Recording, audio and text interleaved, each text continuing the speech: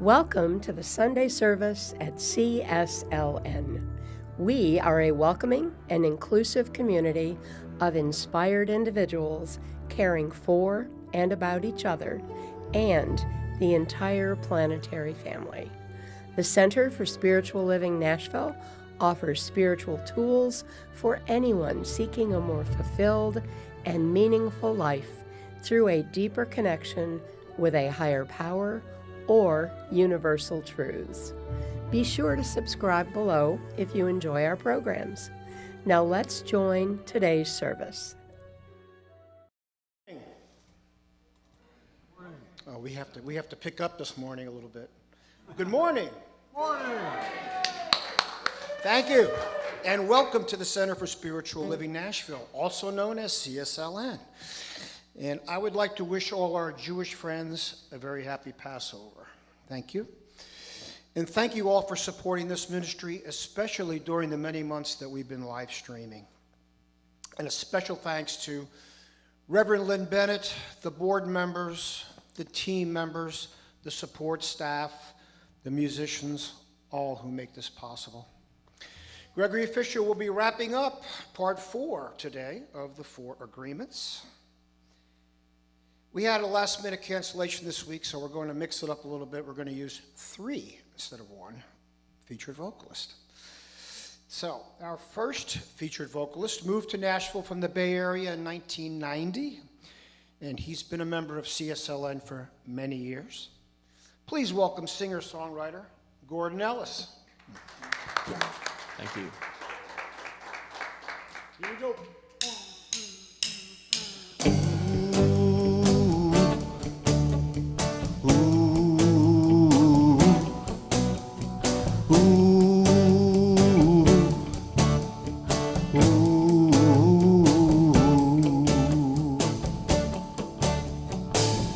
Helen was a prisoner in her own body. Silence and darkness was her world. She couldn't tell anyone what she was feeling. Everybody gave up on that girl. There was one who saw a light within her and taught her how to talk with just her fingers. When someone believes in you, miracles can happen. When someone believes in you, dreams can come true. Someone who sees in you what you've never seen before. Anything is possible when someone believes in you.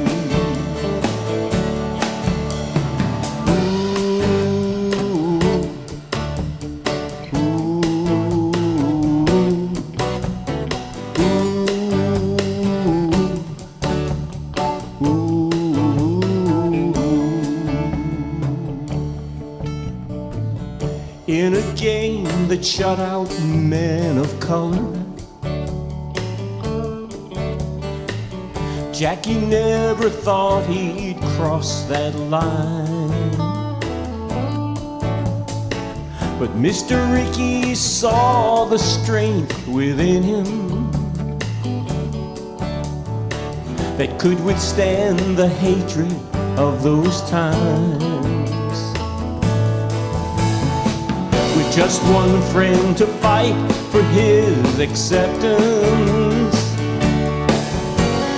baseball dropped a lifetime of resistance. When someone believes in you, miracles can happen. When someone believes in you, dreams can come true. Someone who sees in you what you've never seen before. Anything is possible when someone believes in you. Everyone has something great within them. Sometimes a little help is all we need. If we can see the best in each other, God only knows what we can be. When someone believes in you, miracles can happen. When someone believes in you, dreams can come true, and they do. Someone who sees in you what you've never seen before. Anything is possible when someone believes in you. Yeah, someone who sees in you what you've never seen before. Anything is possible when someone believes in you.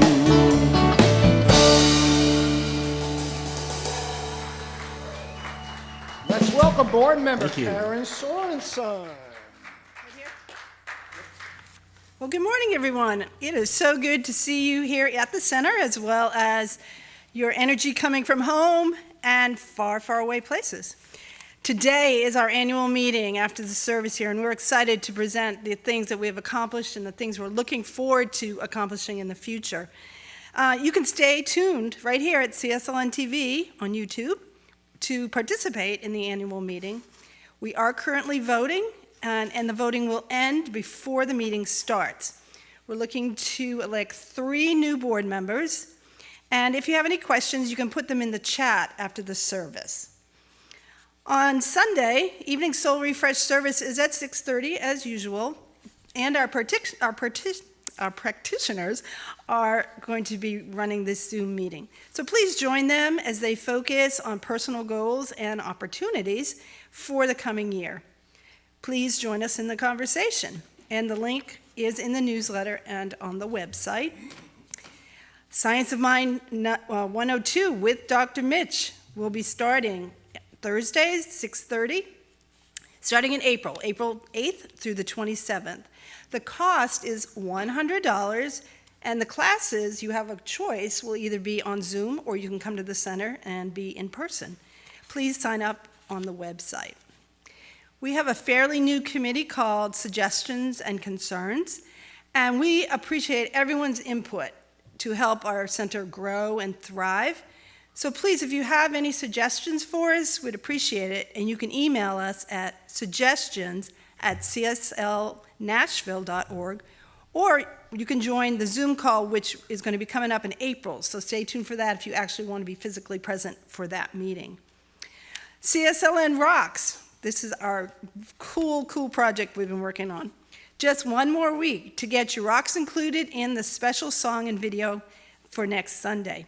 Posting them on social media and tag hashtag CSL Rocks to share your creations and where you're placing them out in the world. We're painting rocks with cool messages, positive messages, and then we're just putting them out in the community, maybe in neighbors' yards or out in a path, out on a hike somewhere, so someone will discover something positive from us.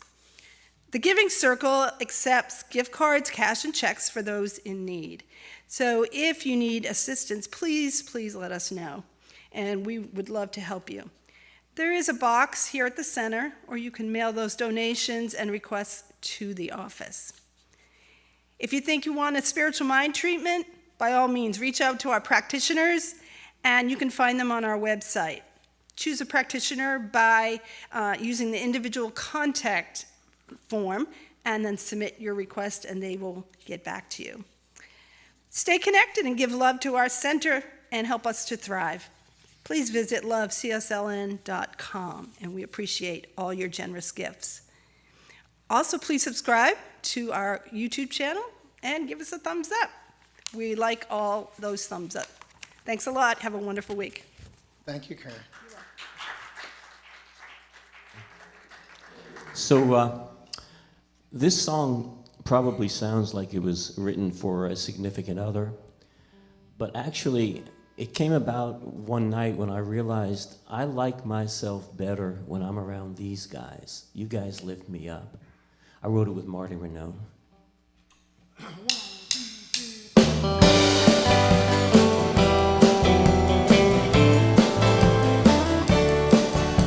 If anything can go wrong, it will. Nothing ever works out, it seems. If it wasn't for bad luck, I'd probably have no luck. Well, that's what I used to believe. But I must have done something right, 'cause ever since you came along, that dark cloud around me has lifted completely. For once, I'm so glad to be wrong, 'cause I see a rainbow even when it's still raining, and I see the glass half full too. It's so amazing to see myself changing into the man I wanna be. Because of you, I'm a better me.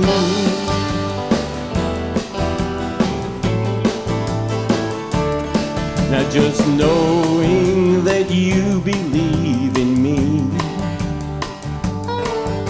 can lift me above all my fears. Yeah, when I think I can't do something I want to, your faith in me makes the way clear. And I see a rainbow even when it's still raining, and I see the glass half full too. It's so amazing to see myself changing into the man I wanna be. Because of you, I'm a better me.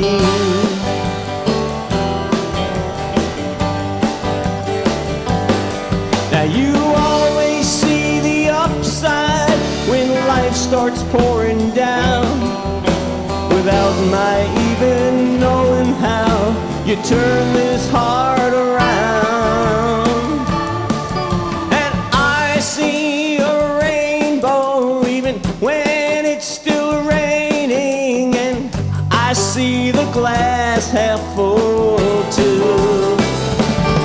Ah, it's so amazing to see myself changing into the man I wanna be. Because of you, because of you, because of you, I'm a better me.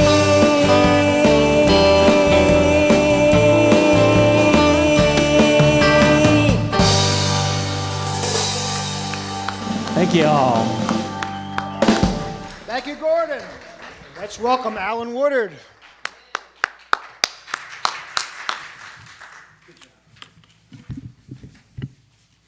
Good morning.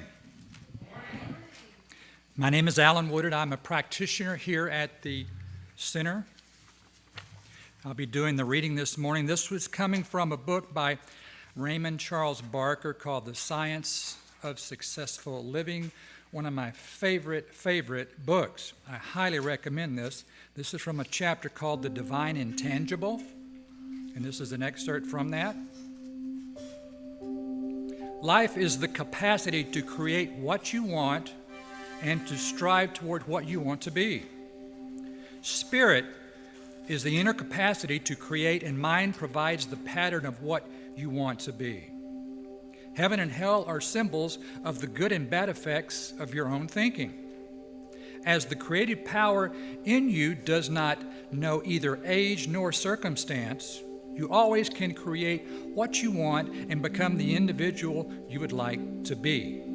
There is no aspect of God which can oppose its creation, so you are always free to do and become what you choose.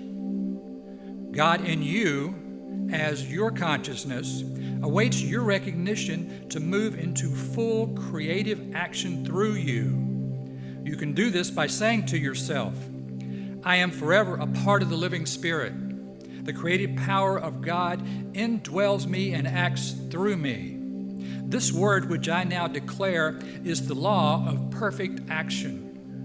The full action of infinite mind now moves through my consciousness and accomplishes the desires of my heart. In me, God is my health, peace, love, and self-expression. In my world, God is order, harmony, and ever-expanding good.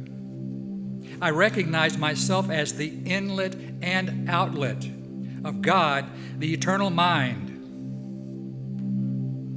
Ideas are the symbols, and straight thinking is the ritual of the new thought of God and the larger thought of man. The more you divorce yourself from limiting the creative power, and the more you know yourself as that power in action, the greater your achievements spiritually, mentally, emotionally, and materially. As the scale is an ascending one, you are on the pathway of ever-expanding consciousness. Your present affairs are alive with the divine intangible, which is all the intelligence, love, and orderly action. Your body is radiant in its vitality, power, and beauty. You walk the ways of this earth as the intangible made tangible. This ascending program of living requires the constant acceptance and expectation of the next accomplishment to be made. Let new ideas work in your mind and new things and situations take place in your world. Now join me for a spiritual mind treatment. There's one power, one mind, one heart, one love. And I am one with this dynamic, creative expression and consciousness of life. All there is God. All there is love. And it is expressing through me right now as this creative idea of life, of health, peace, and love, and self-expression. I know that nothing can stand in the way of this good. All is well in my world. I am valued and appreciated.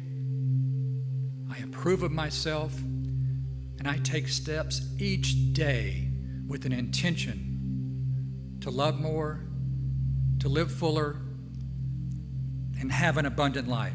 And I say, thank you, God. Thank you, God, for this. I rejoice in this, and I release this treatment to the law, knowing it is so, and together we say, and so it is. Thank you, Ellen.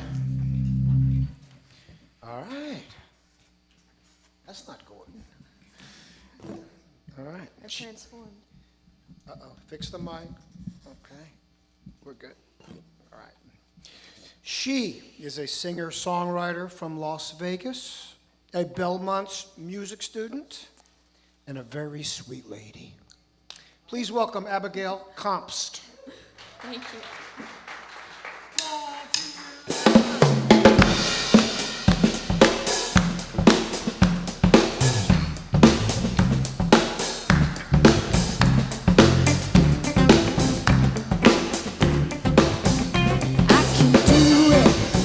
I can't do anything. When I say what I want and I walk my talk, it always back to me. Yeah, I can do it. I can't do anything.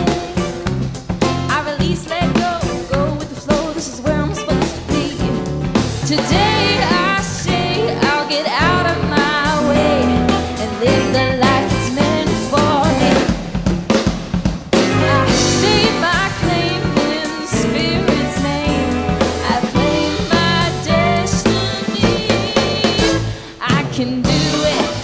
I can do anything. When I say what I want and I walk my talk, it all comes back to me. Yeah, I can do it. I can do anything. I release, let go, go with the flow. This is where I'm supposed to be. Right here, right now, today, I choose how to be all I can be. I state my claim in Spirit's name. I embrace the mystery. I can do it. I can do anything. When I say what I want and I walk my talk, it all goes back to me. I can do it. I can do anything. I release, let go, go with the flow. This is where I'm supposed to be.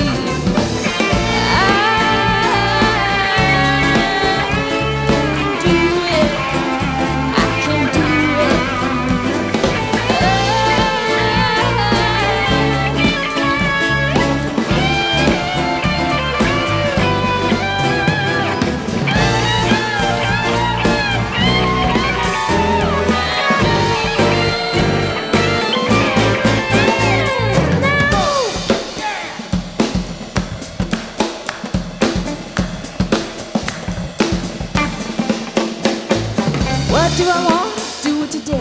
What do I want? Do it. What do I want? Do it today. What do I want? Do it. I can do it. I can do anything. I can do it. I can do anything. Sing along if you can. I can do it. I can do anything. I can do it. I can do anything. I can do it. I can do it. I can do it. I can do anything. I can do it. I can do anything. I can do it. I can do anything. I can do it. That's Abigail. All right. Thank you, Abby. Let's welcome our host today, Ursula Roden. Good morning, everybody. Yes, I'm Ursula Roden, another practitioner here, and I have the pleasure and honor to introduce our guest speaker today, Gregory Fisher. He is finishing up the series of 4 talks on the 4 agreements, and today is the 4th agreement. Gregory Fisher became a licensed science of mind practitioner in 2001. So we have been working together now for over 20 years. And he is an ordained minister through the Universal Brotherhood movement. He became an ordained minister through the Universal Brotherhood movement in 2009. He holds bachelor's degrees in both communication and divinity and a master's degree in social work. Most recently, he earned a degree in personal and professional coaching and is currently working toward a Doctor of Divinity degree. Studies, studies, studies, wonderful. He has worked as an administrative director, counselor, coach, and substance abuse therapist, and currently maintains a private practice as a practitioner and coach while providing clinical consultation for American addiction centers. Additionally, he is a singer, songwriter, author, and speaker, working for more than 50 years across the country in churches and of all faith. You can't be that old, Gregory, for over 50 years. Anyway, most importantly, he is my friend, and I really have appreciated his talents, his gifts as a speaker, as a practitioner, and as a singer, since I love music too. Thank you, Gregory, for everything you've done for us. Please welcome him now.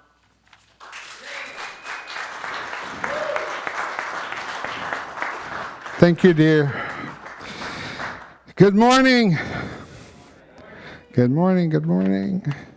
Take this off. I'm so used to having it on, I forget.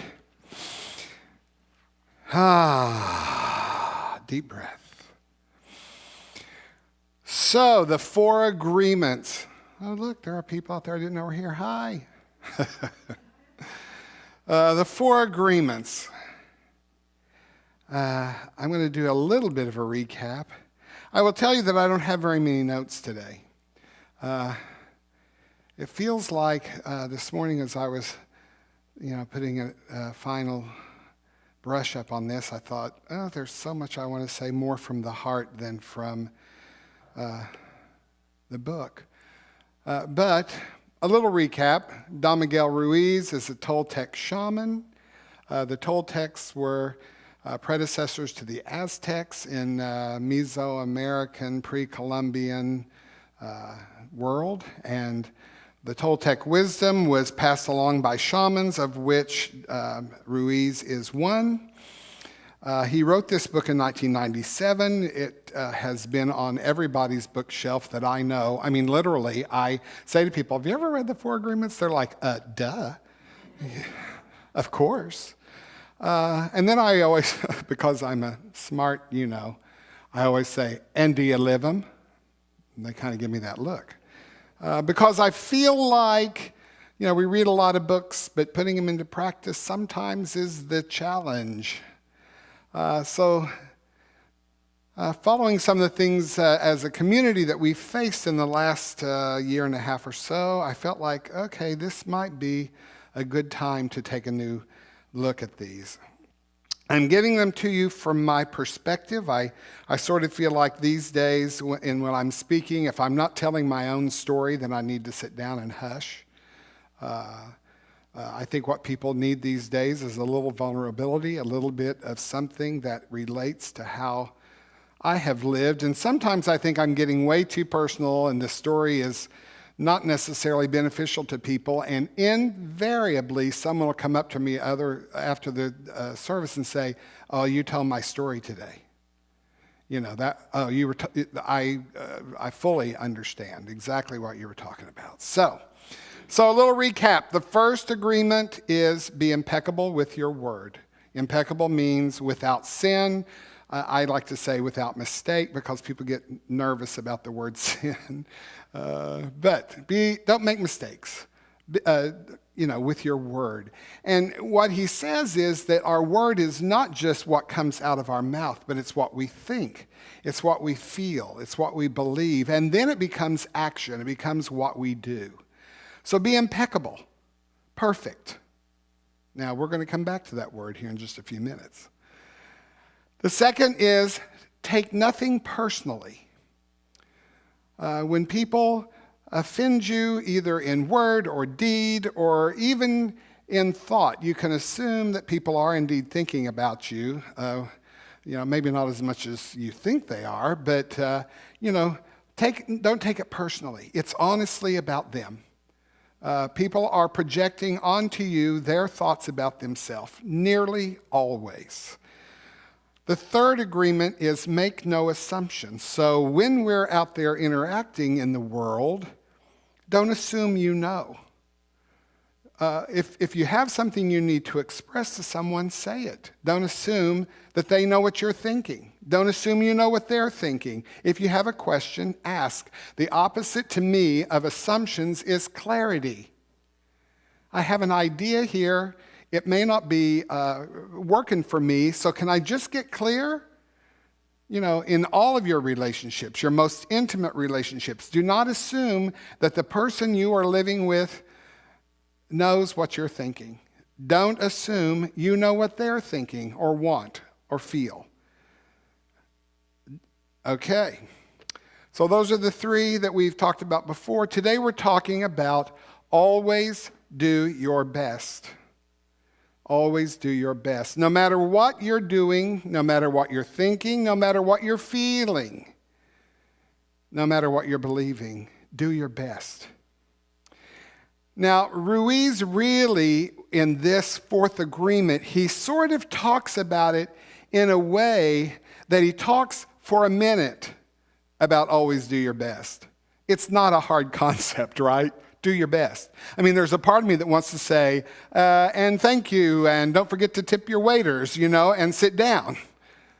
But I think the second part of this chapter is in some ways more relevant. And it's certainly more relevant to me. Always do your best, but know this, your best is constantly changing. It's constantly changing. And so today, I can be on. I better be on. I can be on. I got up here. I'm ready to talk to you. I've prepared. My best is going to be kind of easy for me in this moment.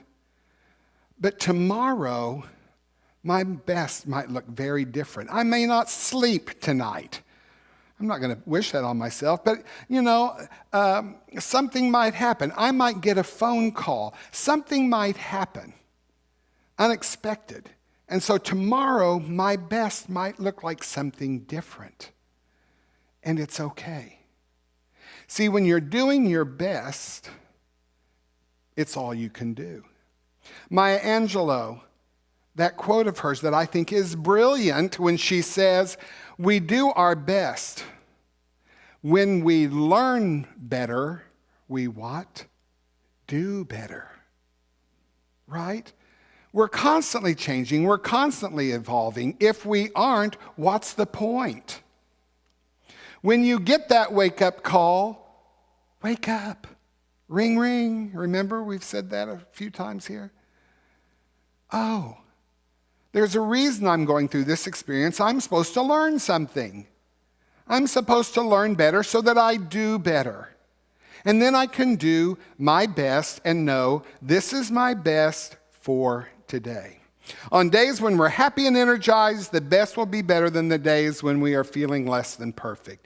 Having had enough sleep or feeling under the weather, any circumstance that comes along, we need to be prepared that it may have an effect on our best.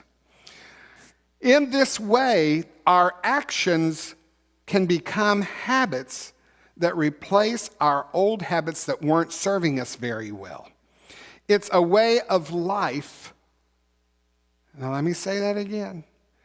Doing our best in the moment becomes a way of life, not just a book we read or heard 4 messages. It becomes a way of life. It becomes a habit. It becomes intention. It's something I get up every morning and say, please let me do my best today. And in any moment where you catch yourself not doing your best, guess what? You can say, starting from this moment, I shall now do my best. And now, and now, and now, and now, I shall do my best to the best of my ability. Trying to do your best can also be paralyzing. Now you say, Gregory, what does that mean? There is a difference between intending to do your best and becoming a perfectionist. Perfectionism is toxic. If you hear nothing else from me today, know this: perfectionism becomes toxic. I sometimes am concerned, and I was even concerned whenever I suggested looking at the 4 agreements as my topics for this month. And certainly as I looked at this morning, giving this talk, I do not want you to become entangled in perfectionism. See, you can hear always do your best and go, oh my God. What is That's daunting. There's a difference between being a perfectionist and being a high achiever. It's an important distinction. A high achiever does their best, knowing that it will present the best results possible, and they will be able to let go of their expectations. Let go of the outcomes. I did my best. What more can I do? What more can I expect? But an outcome that will be beneficial, that will be good enough. How many of you have known perfectionists, and let's just be clear, have been perfectionists, to the extent, and watch this, they can't start anything. Have you ever seen those people? Can't start. Why not? Because I'm afraid. I'm afraid of the outcome. I know what I want it to be like. I know what I want it to look like. I know how I want to act, and therefore I'll do nothing because I'm afraid of the outcome. I'm afraid I'll be disappointed. How many of you know people that start projects and cannot finish them? Because what if I finish it and it doesn't live up to my expectations? What if the outcome's not what I had hoped it would be? What if the outcome's not what my boss had told me it needed to be? When we're doing our best, when we can honestly say with intention, I'm doing all that I can to do my best, then you can let go. And I don't know if you've been hearing this, but in all of these messages, this being the fourth, a big component of every part of it is, and then let go. See, you can be as impeccable with your word as you can be, and then let go. You cannot take it personally as best you can, and then let go. I can do everything within my power not to make assumptions, but then I'm going to have to let it go. Because we know that we are two kinds of beings contained in one shell here. We are heavenly. We are divine. We are whole, complete, and perfect. We are always and forever connected to, never separate from, that which is the one thing. And we can call that the universe, we can call it spirit, we can call it God or whatever, but we are always it. And yet, we are having a human experience. And so our task here is, how can I be a human, reminding myself that I can also be divine? But we can also know this: humanity is hardwired for struggle. That's a quote by Brene Brown, who I'm going to quote a little bit more here coming up. So we have to see this. Doing our best is a journey. Doing our best is a journey. Just like you've heard that saying, happiness is not a destination, it's the journey. If you keep saying, I'll be happy when I get there, you'll never get there. But if you can say, I'm going to be happy today because I choose to be happy today, I choose to have the mindset of a person who is happy today, and then the entire journey is what? Happiness. And then you have those moments that are exceedingly high. Wow, I am really happy. But along the way, you're going, I am satisfied. I am satisfied, and I am able to do my best. Can't be attached to the reward of doing our best. That at some time, you will go, my best rocks. And everyone knows it, and everyone thinks so. If you're looking for the reward, you'll never get it. But if you say, every moment of doing my best is the reward, you will always have it. Where am I? Here's the other thing about perfectionism. You expect everyone else to live up to your standard too. So you spend all of your time making assumptions, criticizing, judging. You know, if I can say, if I'm going to assume anything, I'm going to assume they're doing the best they can. Sometimes their best might fall very short, in your opinion, and it might cause you to be in a place where you take it personally. And in so doing, your thoughts and your actions and your words will not be perfect. You see how this all works together? Always doing your best is what allows you to do the other three. To the best of my ability today, I'm doing the best I can. So, Brene Brown, if you don't know her, I encourage you to get to know her and her writing. Brene Brown is a PhD social worker. I love social workers. I'm a social worker. A PhD social worker out of the University of Texas. All of her research has been in the area of shame and vulnerability. And when she started doing that work, PhD types, and especially if they're associated with a university or an institution of higher learning, they got to do research. So all of her research has been in those areas. When she first started doing it, all of her supervising professors said, "Who wants to research shame? What are you thinking?" The more she got into it, the more she found that shame is toxic and prevalent, pervasive in the human experience. Shame is what keeps us from being vulnerable. Vulnerability is what leads us to be able to be empathetic. Vulnerability plus empathy equals connection. What? So what is the opposite of vulnerable and connected and empathetic? Shame. So here's where we get into trouble with these 4 agreements, and especially with always do your best. We live lives full of shame until we let it go, which is probably going to be another one of those things that you do it over and over and over. It's something that has to be a daily commitment. Here are some quotes by Brené Brown. When perfectionism is driving us, shame is riding shotgun, and fear is that annoying backseat driver.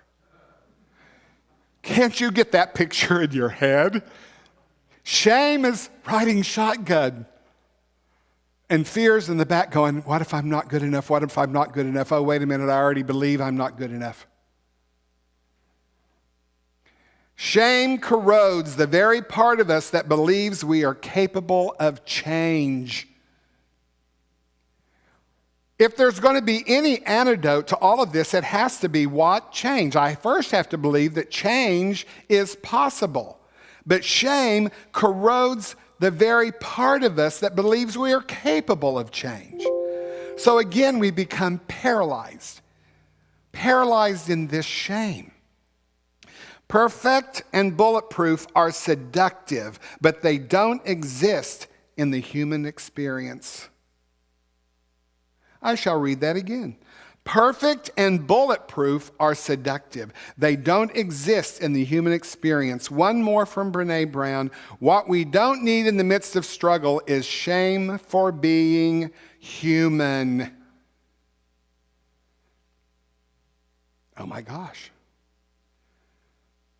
Can you relate to any of that? If you can't, I wonder what Kool-Aid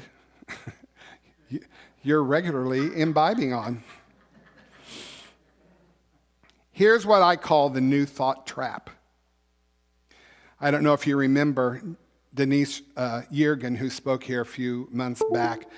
She was at one point the minister for many years at Unity of Music City. I adore her. But she called it metaphysical malpractice. What a great term, right? Metaphysical malpractice. That's where we learn these principles of the divine self and that we know we're tapped into it. And then we apply them so stringently to our experience as humans that we cannot get past seeing ourselves as failure. And then here's the worst part. Then we spend all of our lives trying to make sure nobody knows the failure that I am in my head, right? So I have to always look perfect. I have to always express about my life that it is perfect. I have to convince you that I'm manifesting and demonstrating everything I ever wanted. I'm whole, complete, and perfect, and so are you. And it's like, sometimes can we just say, I know every bit of that is true, and I struggle some days. I struggle some days. Because that is part of the human experience. And that's why when she says perfect and bulletproof are seductive. But they don't exist in the human experience. So I just want you to know my hesitancy to even talk about the 4 agreements, my hesitancy to talk about doing your best is based in this need for you to come up with 2 words that are essential. Here they come. Are you ready? Mercy. Forgiveness of self. Can you be merciful with yourself? I want you to think about, I'm going to pause for a moment because I want you to think about that. What would it look like to be merciful to myself?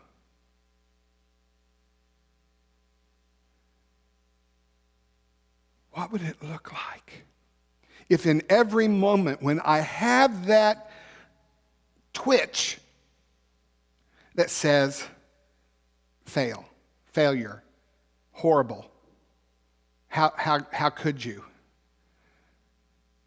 I'm assuming you have those thoughts. I'm going to tell you something. I've been at this a very long time. You know, Ursula reads my bio. It's study, study, study. You know why I do a lot of that study? Because I don't feel like I'm enough. I just got to keep doing more. I just got to be better. What if in those moments I could say, mercy? Mercy. I can't tell you how many clients come to me, and the first thing I have to say to them is, my God, you're hard on yourself. And then you know what else? My God, you're hard on everybody else. Because they go hand in hand, you see. If I can't be merciful to me, what would make me think I could be merciful to you? No. Now, there are people that have this whole thing of everybody's great but me. But even then, remember what we were saying about assumptions and taking it personally? I'm always projecting me onto you. Everything I experience about you is seen through the filter of me. So folks, merciful. I want that word to become regular in your vocabulary. I want it to become regular in your thoughts. I want it to become an emotion that you are intimately acquainted with. Mercy. Mercy me. Mercy you. I forgive you. Now, mercy and forgiveness come from one place. Love. Love. It's the reason why. It's the reason why I can be merciful to me. It's why I can be merciful to you, forgiving of me, forgiving of you, because I am love. The highest expression of the divine, possibly the only expression of the divine that we can know for 100% surety, is love. Love is the reason why. Love is the reason why. Love is the reason why. Loving ourselves allows us to do great things. It allows us to enjoy this process. It allows us to walk this journey. It allows us to do our best. It allows us to live our lives without regret. It allows us to live our lives without guilt, without blame, without shame. Living these 3 agreements, impeccable with my word. Don't take it personally. I make no assumptions. It can only happen if we are committed to doing our best, and it can only happen if we are willing to forgive ourselves when we don't. Otherwise, it becomes onerous. It becomes a burden. It becomes something that I just read, but I can't do. Right? Now, here's the other thing. Gordon, I loved your songs. Abigail, I loved your song. that first song. So here's what was important about it. We're talking about Helen Keller. We're talking about Jackie Robinson, right? Someone believed in them before they believed in themselves. See, here's what community is about, people. We get these principles right, and then we encourage each other. And in those moments when I can't see me, I know that you can see me. This week, I live on the 5th floor of a condominium, 5th and 6th floor. So it comes to a corner, right? And it's storefront windows. I have 30 feet tall by 30 or 40 feet wide, just glass and aluminum frames holding the glass windows in. It's a lot of seeing out. Right across the corner from me is somebody that has that same thing, and we often can wave at each other because if I'm standing in the window and he's standing in the window, it's like, oh, look, there you are. So I have had to say to him before, I promise I'm not a stalker. I just, I kind of can't help but look over there and it's like, oh, hi. So we become something of friends. He's gone through a very difficult 3 years. And I've watched it. I've observed it in some ways. I can see who comes and goes. I know when he's home. I know when he's, it's fine. But so the other day, I saw him. We've had several conversations. At one point, he was even, we had a session where he was a client. And so I know a lot about what's been going on with him for the 3 years. So the other day, we met in the hall, and he said, this last year, I've been down, down, down. Now, I'm a counselor and a therapist, so sometimes I know when someone says down 3 times, it means way down. So the other day, I made an excuse to go see him. So he invites me in. I said, how's it going? He said, I had to have a friend come stay with me last week. Because I was afraid of what I might do. And I said, I'm not your therapist, but do you want to talk? I am a therapist. Do you want to talk? So he tells me a lot. And in it, as he was talking to me, I'm standing there going, you're one of the most engaging humans I've ever known. You're ridiculously handsome. Your resume is, it's unrivaled.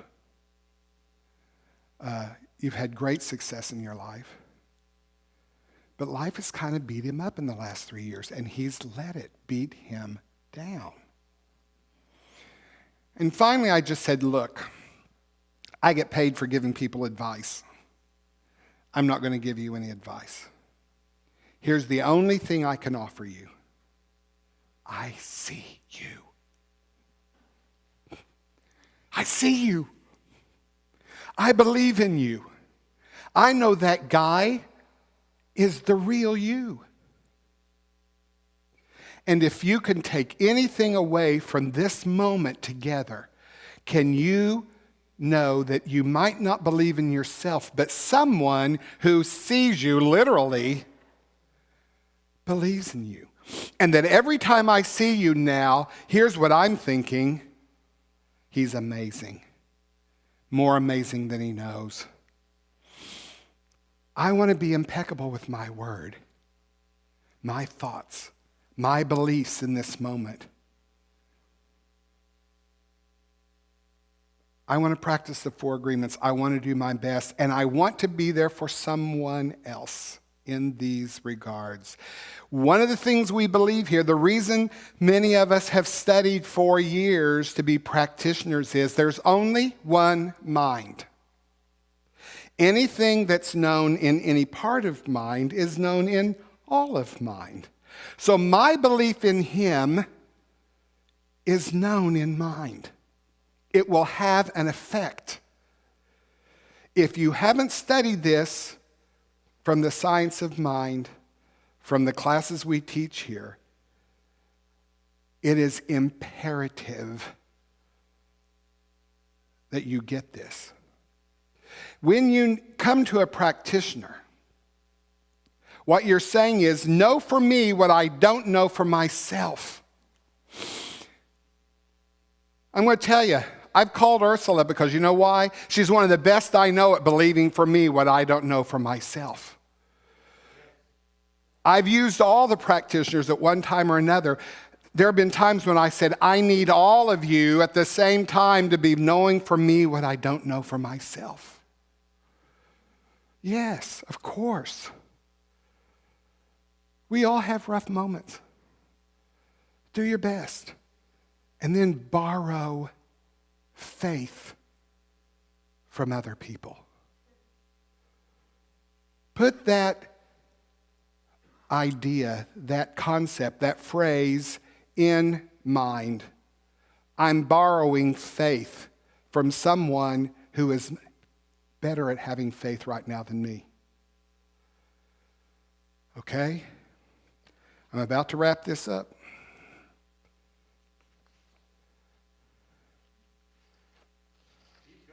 No, I'm done. I'm out. I'm running out. Again, I just want to say, forgiveness and mercy are acts of love towards yourself and towards others. Love yourself first.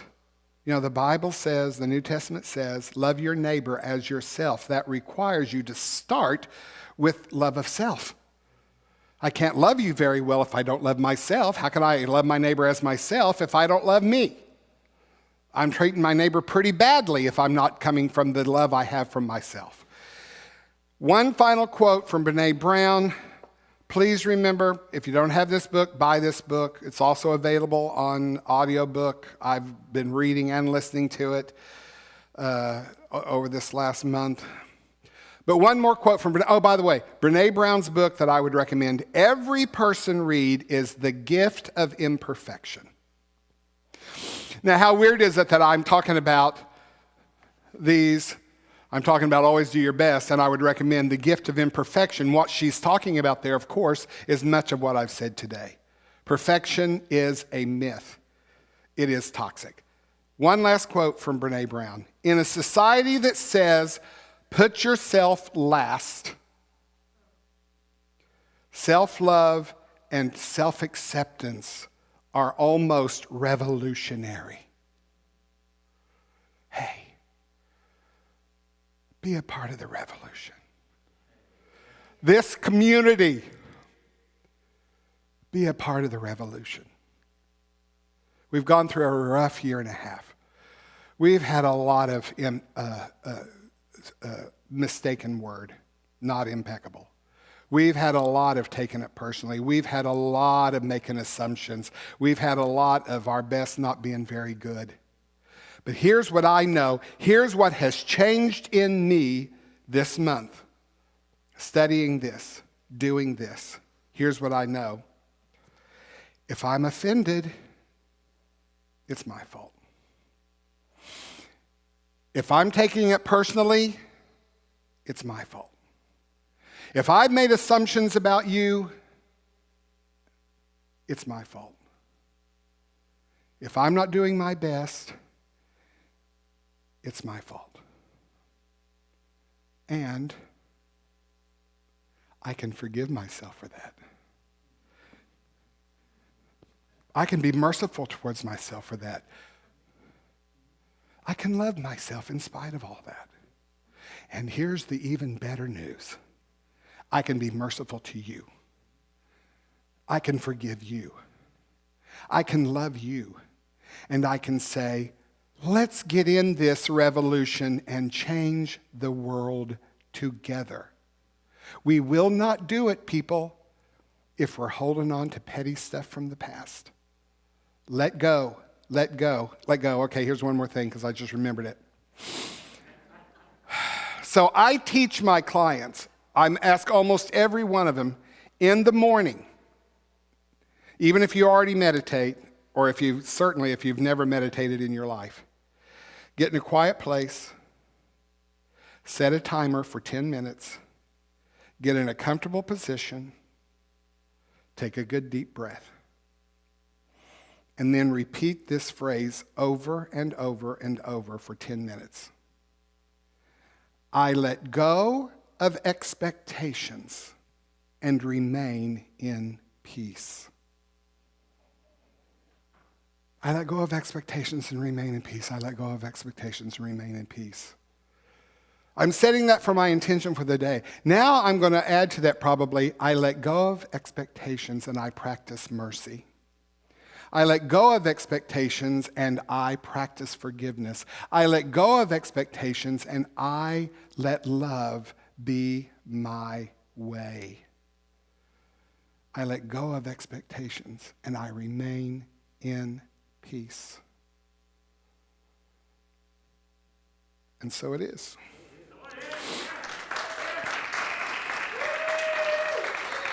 Thank you.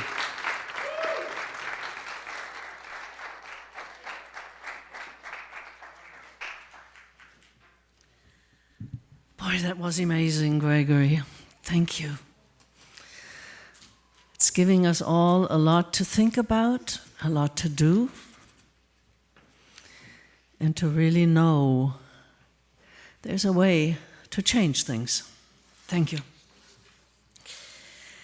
And now it's time to give back to what serves us.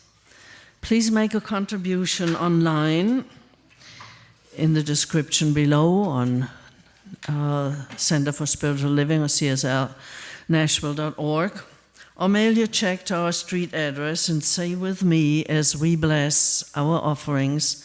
If you want to give it today, there's a basket in the back there. So say with me, divine love as me blesses and multiplies all that I have, all that I give, and all that I receive. And so it is. So thank you for joining us today. I think the music, as well as Gregory, has had many ways of touching us today. So take it with you and let's move on it. And if you would like a prayer treatment from us practitioners, Alan and I will be available. Just come to us and we'll take you somewhere to pray with you. Please share this link to this program with a friend and join us again next Sunday. If you should need support at any time, you can also call a practitioner through the website or contact us. There's a contact button.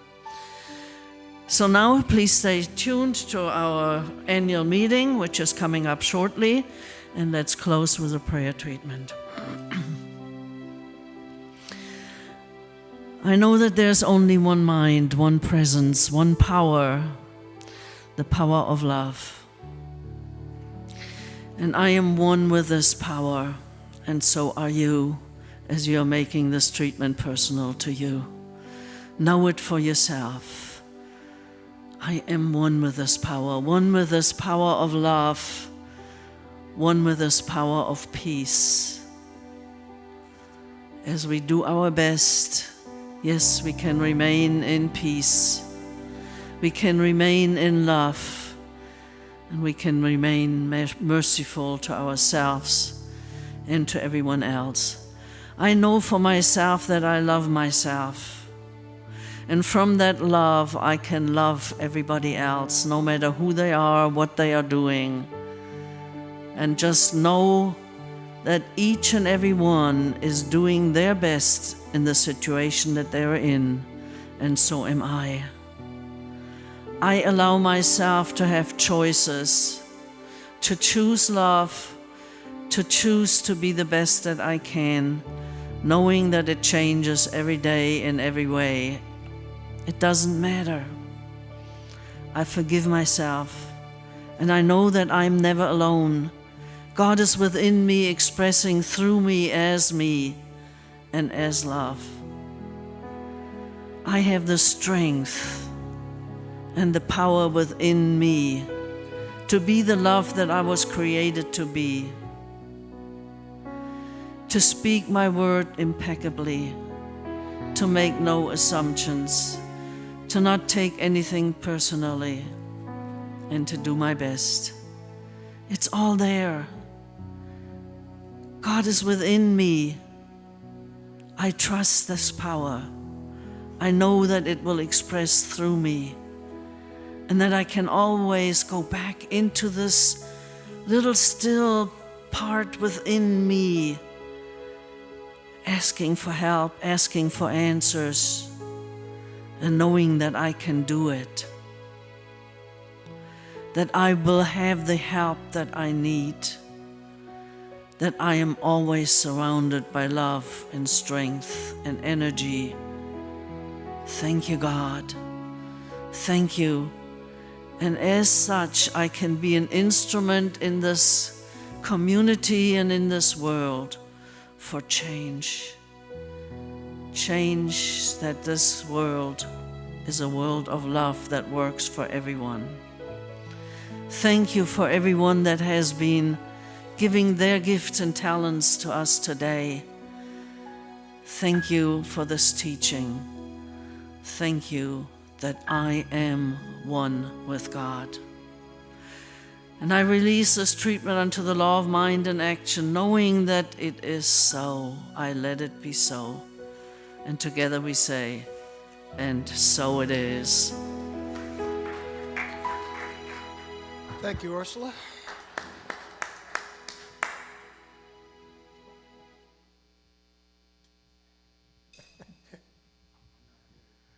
Okay.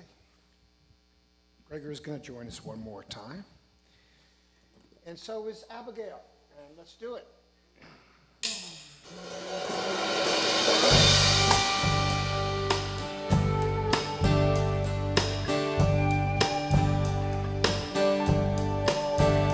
They were the sweetest words I'd ever heard. My heart could barely take it in, like water offered to the lips of a tired and thirsty man. 'Cause it's a tangled web I've woven, and I don't know all the reasons, but it amazes me to wake up to this mercy every morning.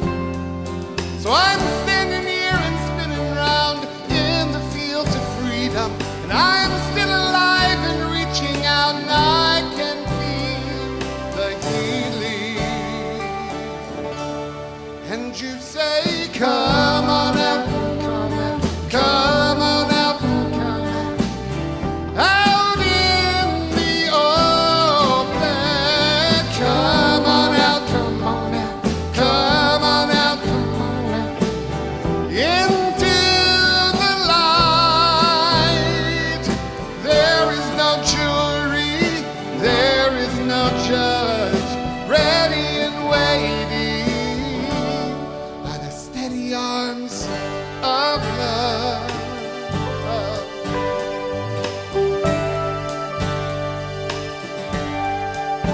Oh, for the sake of never raining graves, I kept my season to myself. No one ever realized the darker shadows of my heart, but I will be a witness that there's nothing in me dark enough. The power of forgiveness cannot rescue from the deep. And I'm standing here and spinning round in the fields of freedom. I'm still alive and reaching out, and I can feel the healing. And you say, come on out, come on out, come on out, come on out, out in the open. Come on out, come on out, come on out, come on out, into the light. There is no jury, there is no judge, ready and waiting are the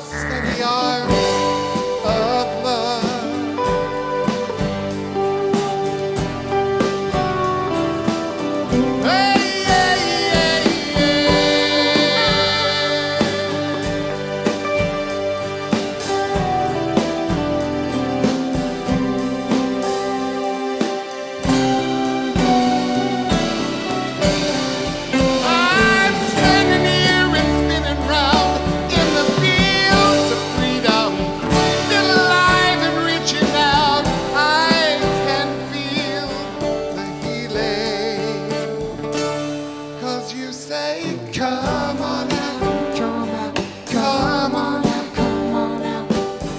Out in the open. Come on out, come on out. Into the light. There is no jury, there is no judge. Ready and waiting. By the steady arms. Come on out, come on out, come on out, come on out. Out in the open. Come on out, come on out, come on out, come on out. Into the light.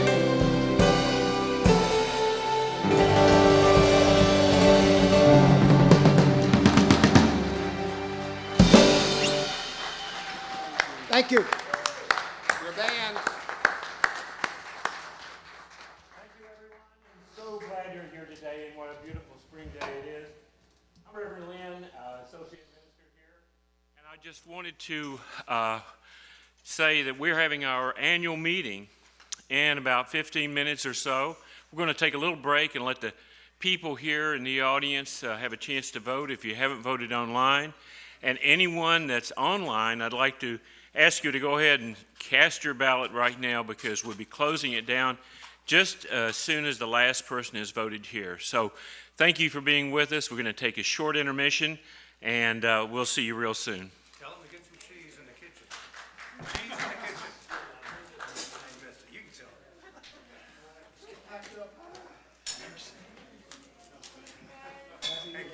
them. Filled with joy and prosperity in every way. Learn more about our programs or contact one of our practitioners at our website, cslnashville.org. You may also want to follow us on Facebook at CSLNASH. You can make a big difference with your financial gift at lovecsln.com. Please share the link to this program with a friend and join us again next Sunday. Have a wonderful week.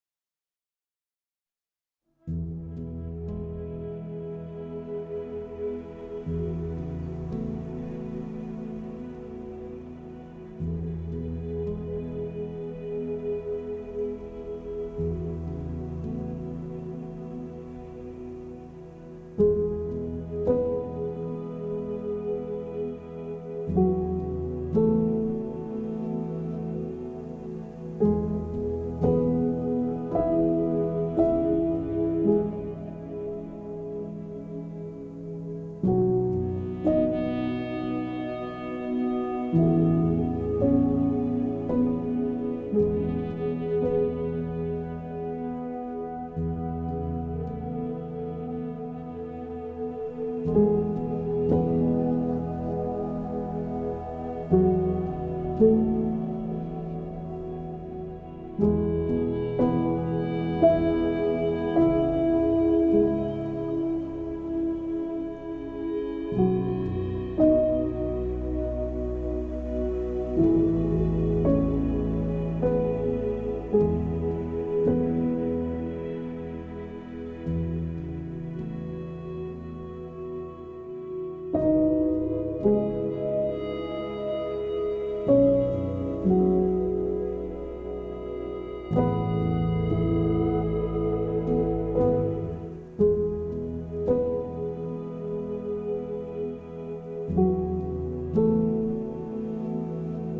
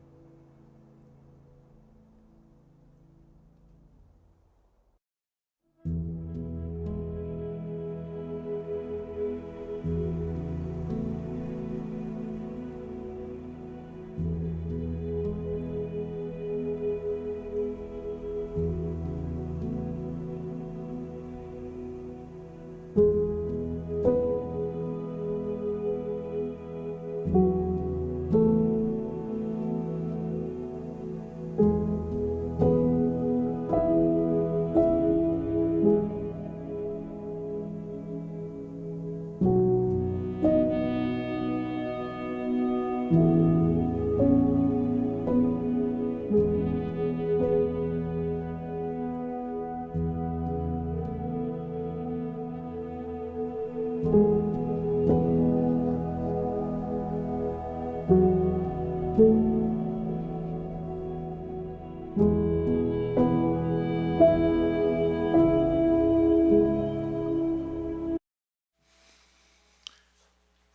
welcome back. It's good to have you for our annual meeting, which will start very shortly. The voting period for board member election has just ended, and so we'll be hearing the results from that very shortly. I'd like to begin with the treatment from Alan Woodard, and Alan's coming up to the stage right now. I want to mention to you that we are monitoring chat so that if you have questions or comments, all you have to do is add those in the chat. And when you do that, Amy will see those and raise her hand and announce your comments or questions during the broadcast. So here we go. And Alan, if you'll start us with a treatment, please. Thank you, Lynn. Okay.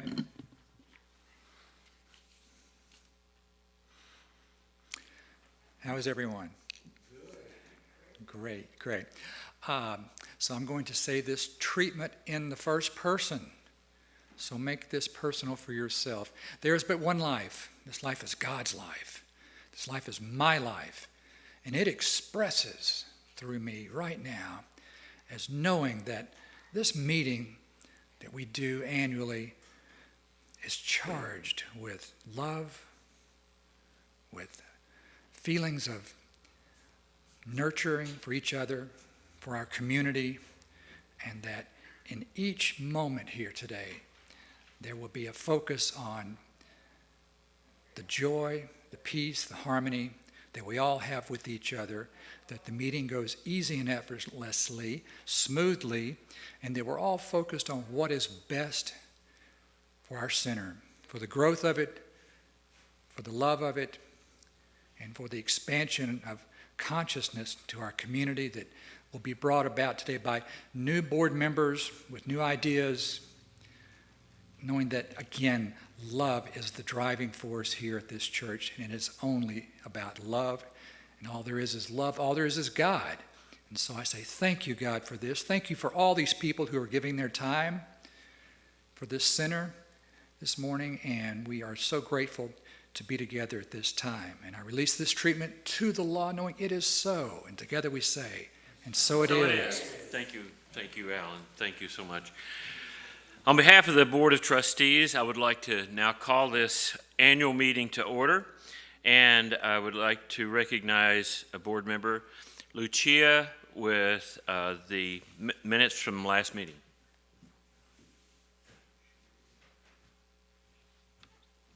Thank you. So everyone who voted, you saw there was a PDF attached to the ballot, which was the meeting minutes from the last annual meeting. So instead of me reading these, I'm going to give everyone an option. Whoever would like me to read these or has a question about them, if you're in here, raise your hand. No? If you're watching from home on CSLN TV, put it in the chat box, and Amy will let me know if someone wants me to read these. No one wants me to read these? Excellent. Then these meeting minutes are put into the record. Thank you. And thank you, Lucia. I'd like to now recognize our present board members, and if you would, Heidi Dixner, would you stand up, please, and Karen Sorensen, who is in the room in the back, and Lucia Coopersmith, of course, and David Arnholder, who is under the weather at home. So that's our current board members. Let's thank them. Yes. Okay. And now up for election, the nominees for board members are Tanya Miller-Hire, Margaret Hayes, Heidi Dixner, and Muskan Mirano. And I'd like to now move to our reports. First of all, the team council with Etta Carter.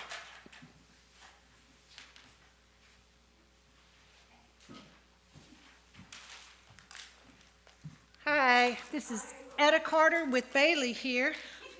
I thought that he was going to be the new member, but you know what? I came in today and I was introduced to somebody who says, I love this place. I'm coming back. I'm going to bring my daughter. So I just needed to share that. I thought that was kind of fun. So out of response to what the members had wanted, and out of the efforts of CSLN to make an inclusive community, these teams were formed. And so last fall, they identified about maybe 13 areas where people could give of service. And we're still in the formation stage. Karen McLaughlin and I stepped up to be co-chairs of all these teams. And I'd just like to give a shout out right now to AJ for being the team leader for the audio visual. Yay. Sue Franklin for the bookstore. I happen to be team leader of the Caring Hearts, which is the inreach and outreach group, and I have wonderful team members here today. We have Lorraine Evans, who is the team leader of the Creative Youth. All right, Lorraine. David Armholder with the education. Margaret Hayes is our representative for our finance committee. Tanya Miller is our new fundraising team leader. Thank you, Tanya. Lucia Cover-Smith is for our marketing and communications. And Larry Farragalli is our team leader for the music. And our sacred service team is Susan Prim. And she does all the greeters, the ushers, the hospitality. She does a lot of stuff around here, y'all. Karen McLaughlin is the team leader for the social events. And once again, out of response to what the members had wanted, a new team has recently has come to light, and that is the Suggestions and Concerns team. And Mary Lou Cohen is the team leader for that. Now, if y'all would like to know any information about any of these teams, just go on the website. All the information is there. If you can't find it, you can find me under the practitioners. I'll gear you towards that. I do want to say that today we are forming a new team called the Green Team. And Susan Shantz, who y'all know is a lifelong green advocate, has just said, sign me up. And so we have wonderful new and exciting opportunities for people to join and to share their energy and to be of service. I welcome you. Thank you. Thank you so much. And if to our online audience, I'd like to suggest that you refresh your browser. If you're still seeing the coming up slate, we're definitely into our broadcast now, so just refresh your browser and hopefully it'll pick right back up for you. So thank you so much, Etta, for that report. And I'd like to now talk a little bit about some of the things that have been going on since our last meeting. As you know, yes. And, oh yes, we have a finance report that I overlooked. Yes. I'm so sorry. Karen, would you please come right up and make your report? Thank you. Can you put the screen down? Yeah. Did you hear it? Can the screen come down for the slides? Yes. Glasses, mask. All right, good afternoon. We're going to get the screen down, and I'm going to just show you the budget that we've come up with. First of all, thank you forever to Margaret Hayes and Heidi Dixner on our finance committee. People, we worked lovingly, tenaciously to put together this budget, and took a lot of work, and Margaret did most of that legwork as far as historical work is concerned, looking at the last 3 years to kind of see where we've been, where we are, and where we want to be. So we're going to put up what we are proposing, which the board has said, yeah, we like this we like this. But I want to give you a couple things that have changed in the budget. And one of the most exciting things is that we are now paying our audiovisual sound, and musicians. This is something that we've added.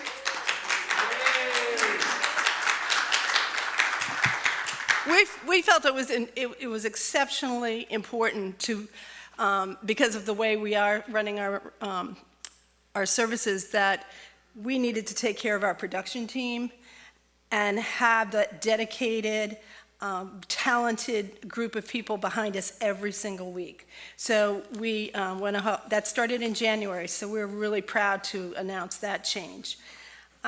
We are also looking to start an administrator. Heidi has been giving her time and talent, generously donating that over the last 3 months, but we want to get somebody on board, so that's included in our budget. Okay, there we go. Well, I'm not going to read every line, okay, but if you do want additional specific information, you can send it out on the chat, and Amy will let me know, and I'll probably have to get back to you once I can get to my computer and get a little more details. We're looking at contributions, and I have to say, in order to support this budget, we are really going to have to be digging down deep, and I think that they are reasonable amounts of asking for contributions to support the things we are wanting to get done.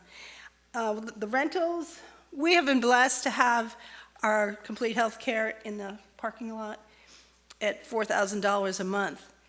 However, and we are grateful for that contribution, and the positive side of that is that COVID hopefully is on its way out, but that means this setup will also be on its way out. So we're going to need to look. We suspect that they'll be here maybe through the end of the year. And so we're going to have to look for additional revenue to support that $4,000 that we've been really accustomed to getting. So that this is all just to keep in mind. We've also added a fundraising line. We're hoping to raise fundraising in fun and exciting ways. And we also know that it costs money to make money, so we've also added a line about the cost of fundraising. So I jumped ahead. Let's see. We're down to expenditures. Like I said, we want to add the administrator. We're doing a lot more advertising. Specifically, dues and subscriptions, I just want to point out, is $4,000, and you're like, really? What is that about? Well, I want to just tell you, we're using a lot of social media, we're using a lot of marketing and communication tools. So things like Breeze, Constant Communications, Easy Vote, GoDaddy, Intuit, Microsoft, and on. Those are all have yearly charges. If you want specifics, I have it broken down for you if you're interested in, or you can email me and I can always send that to you as well. Let's see, as far as compensation, we did not add in for a minister this year. Oops, can we go to the second slide, please? Thank you. Previously, the salary, middle of the slide, 662, was for the minister, taxes and wages and that kind of thing. We did not budget for a minister this year because I think we're going to have to wait till we're kind of up and running and open and folks are getting here. Then let's go down to ministry, 64. This is where we've also made some changes. The teams were asked if they would like to put in a budget for things that they think that they might need money for in the upcoming year. So under spiritual programs and activities, I wish I had one of those little red-like things, but right here. We have the Caring Hearts, greeters, marketing, communication, and social events. Just want to point out, marketing and communication it's $6,200, but it includes $4,000 to pay Grace Rommel, who does a lot of outreach. She is one of our paid media people that is helping us reach out to communities. And I have to tell you, when I look at the donations, this is totally aside, but when I look at the donations and where they're from, the people are around the country. People from Massachusetts, California, Florida. Yes, It's amazing. So between what we're presenting here every Sunday and what our marketing and communications team is doing as far as their outreach, it's making huge difference. So great work, y'all, and that's what we need to keep pushing to. The next focus is to get the kids back, to get our youth director hired, and we're hoping to do that in April, as well as the administrator. So we're looking to start with a youth director first, and then a nursery. Now we're calling it the Sprouts. And so we want a youth director and a Sprout director to be hired first. Then as children come, we've also budgeted for another teacher and a helper for the Sprout program. It may happen this year, it may not, but we wanted to budget for it in the event that all of a sudden, the kids are here and we want to be ready for them. Under Sunday services, let's see. Next one, please, next slide. At 65, Sunday service. At the top. We put in some decorations because we thought it would be nice to make sure that the center was looking maybe seasonally happy. So as we do get new people coming in, that they will be, wow, this is really a warm, welcoming, and really pretty place to be. And it's very subtle, but we thought we'll put in a few dollars to maybe offset some costs of things that we might want to add to spruce things up. Our guest speakers are a big chunk of our Sunday service, and it will continue to be. Most speakers receive $250 per week, and so that's how we came up with the $13,000. This budget really runs from April, correct? Through the end of the year, right, Margaret? Or March? January. All right, music. You will see that we have budgeted for our AV tech people. Our music director was already getting paid, but then we've put in the tech people, the musicians, sound and video.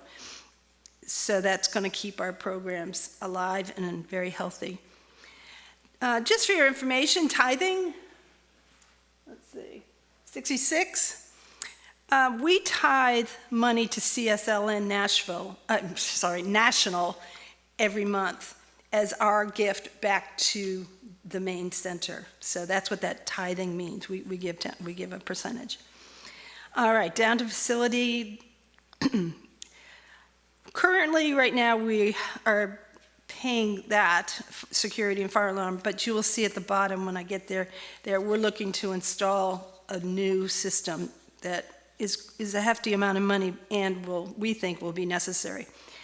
Currently, the custodian is zero because we're going to hopefully have volunteers to come and do that. In other words, if someone wanted to rent the building, there's going to be one of us here to open the door, make sure the heat's on, then make sure the door's locked when everybody's gone. And so we're hoping that right now that will be a volunteer. Custodial services, our very dear Carl Franklin has been donating his services all through the COVID time. We feel it's time for him to be paid again for his services, and so we have added that back into our budget. Yeah, really, what a huge savings, and it's an amazing gift, and we appreciate it. Currently, our lawn and landscape, we are checking out some more bids. We're going to try to lower that a little bit because we also want to keep the parking lot clean for anybody who comes in for the COVID testing and for our guests as well. Utilities are pretty stable. There's really not much we can change. I know you look at that water and sewage, but we pay over $300 a month for a sewage drainage system because of where we're located in our landscape that we cannot change, we cannot negotiate. So that's what the big chunk of that $5,200 is. All right, let's see. Leadership and development and travel, we're not expecting to go to any conferences, and anything that we attend will obviously be online. The last page, please, the next page. All right, real quick, our educational and materials and all that seem to kind of pay for itself. In other words, if you look at the bottom line, we think we'll make a $1,000 profit from our educational program, but that's not our intent, but that's how the numbers shook down, as well as our bookstore. Whatever we take in is what we turn around and spend to buy materials in our bookstore. So again, we come up with maybe a $70 profit, $75 profit. As far as our investments, we're going to seal the deal hopefully this week to get another PPP loan, a Paycheck Protection Program loan. We got our first $15,000 last year to help pay for the severance of Irv and Claudia. This year, we are also requesting $15,000 to kind of get our admin and our kids program on the ground. Last year's program was forgiven, and so our friends Lindsay over at Truxton Trust seem to think that this $15,000 would also be forgiven. However, we have put it in the budget just in case that's not what happens. So it's kind of a backup plan. And let's see, so we come down to the bottom line of $31,126 positive in the black. If this all, goes the way we hope it's gonna go. But let's take a look at the bottom here. We also have some capital purchases. What I showed you is the operating budget, okay? What comes in and what goes out to make the operation work. However, we need to invest in some high-ticket items, and these are what we have determined to be the priority items. The first one would be to replace the security and alarm system. We need new cameras. We're going to take away the keys and use a keypad to get in. It keeps track of who comes in and out of the building, things like that. Gary Bartles, one of our members, owns this company. He is only charging us for the materials. He's not charging us for any labor. So that's a huge savings. And we thank him very much.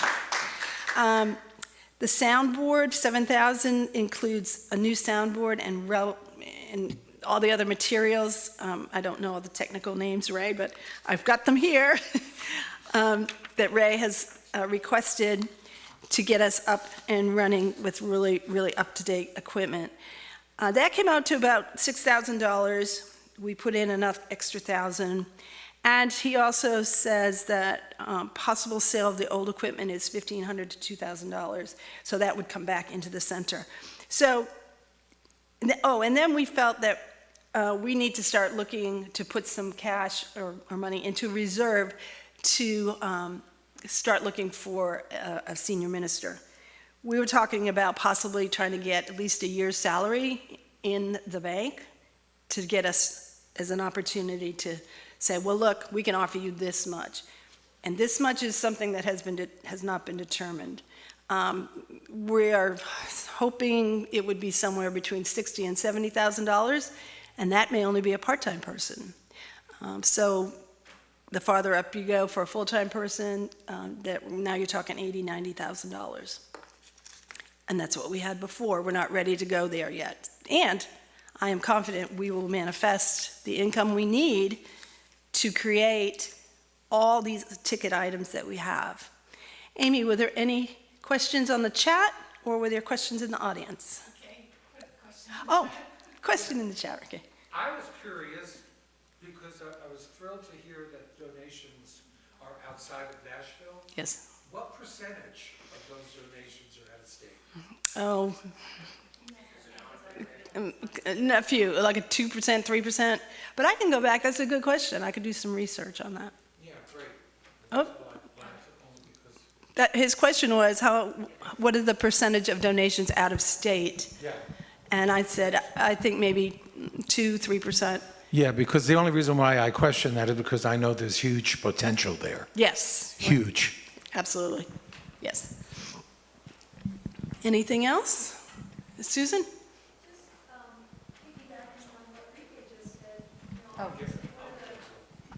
Hold on, Susan, we're going to get Susan on mic here. So just piggybacking on what Rike said, one of the things I was thinking is one of the very positive things to come out of our COVID situation is the development of a really great online presence. Is it safe to assume that we, CSLN, plans to continue the online services post-COVID? Because I think that's just fantastic to bring people in from other places. Yes, we are, and we're excited to get our local folks back in here, but we're excited to keep doing what we're doing so people on CSLN TV and YouTube can stay with us. Yay. Absolutely. Thank you. You're welcome. Could I just ask, I don't know what the format of this meeting is, but will there be a time to make comments and things on this, or no? Heidi, should we, Okay. on finances or other comments? All the comments Oh, okay. that's related to Yeah, I think financials farther as down. well. Heidi and Margaret, is there anything else you want to add that I forgot or overlooked or? No, that was fabulous. Okay.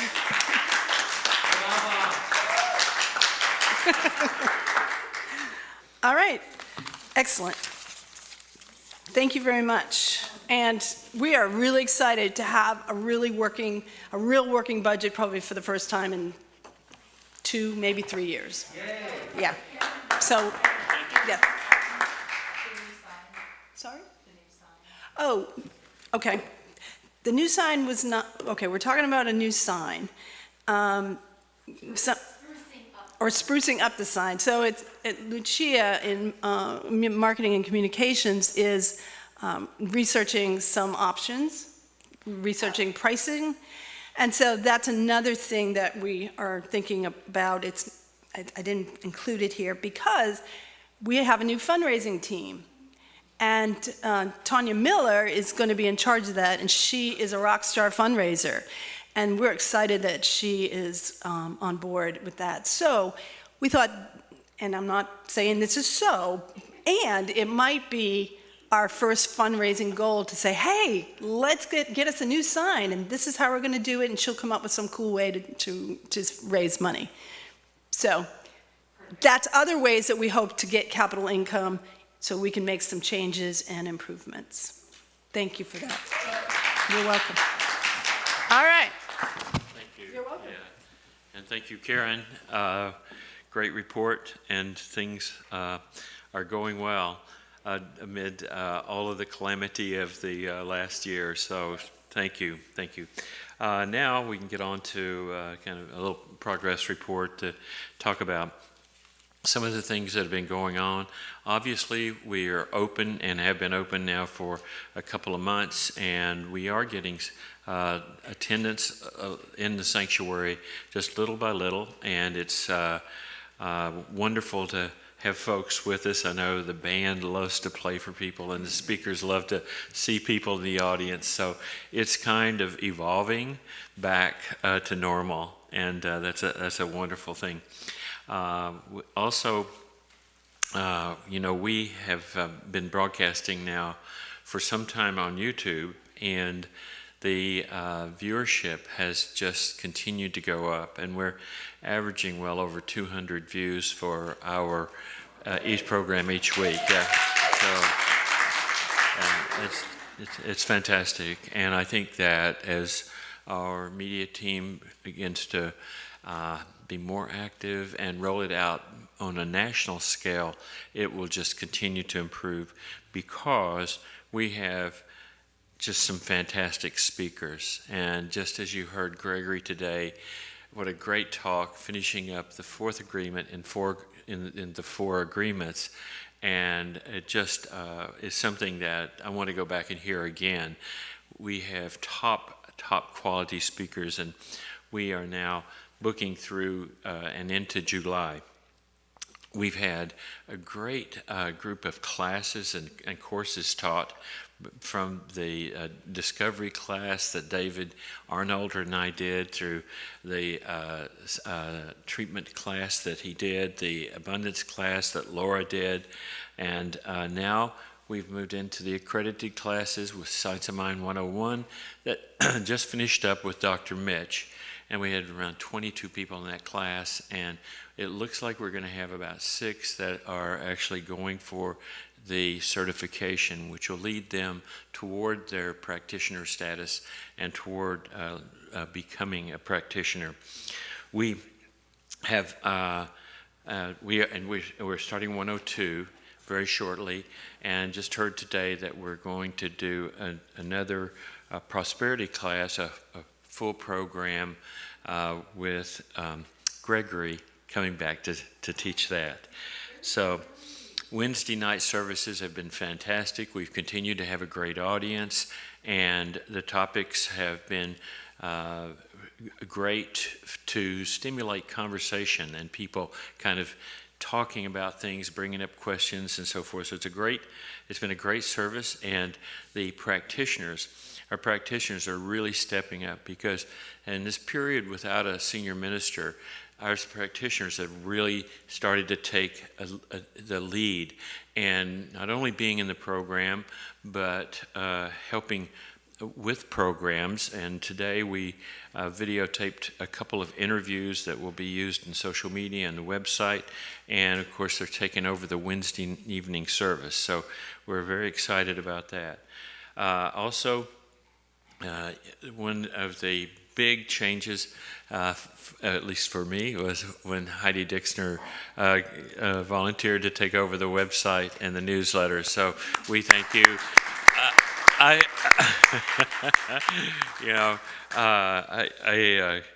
can just say it looks so much better, and you're doing such a great job, and I appreciate it. So let's me focus on some things that it's kind of in my job area. So I'd like to also, before I get too far, is that I'd like to talk about the inclusivity initiative that we talked about, and this basically came about after many of the programs that Reverend Kath did, the whiteboard meetings, all the feedback and so forth. And this initiative is being published and for everyone to see, but it has been approved by the board of directors as a guideline for leadership. Also, we've had 2 workshops with a nonviolent communication professional, led the board, and then also led our membership in that meeting. And there's just been a great amount of work done to really pull our community together and to build great communications and great ties and great friendships. So we're, I think, doing a really heavy job in that area, and continuing to work on it. So one of the things that I'm really proud of is the leadership kind of model that we're moving toward, and that model is to move away from the senior minister being the president and CEO and in charge of everything, because I can tell you that it's a lot for any one person to do, and when you try to do that much, it's almost like you wind up doing a whole lot, but nothing really as good as you'd like. So that has prompted us to look at a new model, which would mean that we share leadership. We share leadership between a senior minister and a senior administrator. And so this new model has, we've been experimenting and practicing this. And again, I'd like to thank Heidi Dixner for being our volunteer administrator and doing just a wonderful job. So I'm playing the role of the senior minister, and she's playing the role of the senior administrator, and we're both volunteers, so we don't cost you anything. So it's a good way to kind of get our organization kind of in that model and in that frame of reference of building a new kind of center, certainly always based on our Science of Mind teaching and the Science of Mind of Ernest Holmes, and always a part of Centers for Spiritual Living. So Well, we're changing our organization a little bit and doing things a little bit differently, and I think that's because so many of you have made those kinds of suggestions, have led us in that direction. So right now, I'd like to recognize our wonderful nominating committee, which is Lucia Cooper-Smith, which is right here in front of me, and Karen Sorensen, which is right over here. And she also, as you just saw, gave our financial report that I tried to one-upper on. But thank you. Anyway, that's your nominating committee along with myself. And in that, you'll have, you remember that we put out the notice that we were seeking nominations for the board. You also heard the names of the people that were nominated. And now I would, the results are in, the election is over, and I'm happy to announce your new board members. For a 3-year term, Heidi Dixner. Yes. And Muskan Morana for a 3-year term is our second board member, yeah. And for a 1-year term is Tanya Miller. So thank you, Tanya. And that's your new board members, and we'll be making a presentation a little bit later of the full board. So thank everyone for participating. We had a really great turnout in the election. We had well over 60 some people voting. I think we were heading towards 70, and right now is the time that we kind of open up the meeting and hear from Riquet, of course. Always. Anyway, Riquet has got a comment or a question. Yes. Please go ahead. Yeah. Hello, everyone. I just want to mention, I can't be more thrilled about the fact that our center is thriving and has been thriving through this pandemania that we've been in, and that we went through lots of changes to get here. And just a small trajectory of, I've been a member for 30 years, and then I moved to Los Angeles and became a member of Agape, which I loved. But I love the fact that it was so big that Reverend Claudia was there for 2 years and we didn't even know each other. It was that big. And through that time, I came and I was performing at different New Thought centers across the country and coming here and never calling this home because I had 3 other spiritual centers I was singing at, and I wasn't here every month. But back here now, this is my home, and I call it that. Not saying if I have something that's taken me to travel again or going back on the road, that'll happen. My issue, and I'm seeing through the media and through the teams, that we are so much bigger than Nashville, and that's my cry.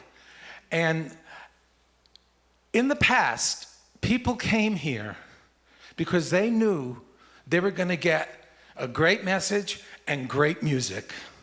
If the music wasn't good, the message was great. If the message was the music was great. Then we came to a place where the message was more important than the music. And we saw what the devastation of taking the music team out of here was. And now we're at a point where we don't have a message. And I'm not pointing you out, but you just made my point. You said we're great. We have great speakers. We have great practitioners. We have great classes. Nothing about the music team. I feel we just had 200 views on YouTube. And I'm not pointing me out to go brah, brah, brah. My performance, I live streamed. There was over 1,500 views of people all over the world. And if we're more important about the message, we don't have a messenger. Let's be real. We don't have a messenger. But we have great music. And the music, and I'm not here talking for Larry, because I can't, but on the various teams and committees that I'm on, I feel a reticence, which equals fear, about getting us bigger and getting us out there. No, it's not time. We want to get people. People are at home watching this, donating. We could be more than what we are, and if we're changing the model to a messenger, And there's no consistency there. The music seems to always be consistent, and it's not recognized the way it should be.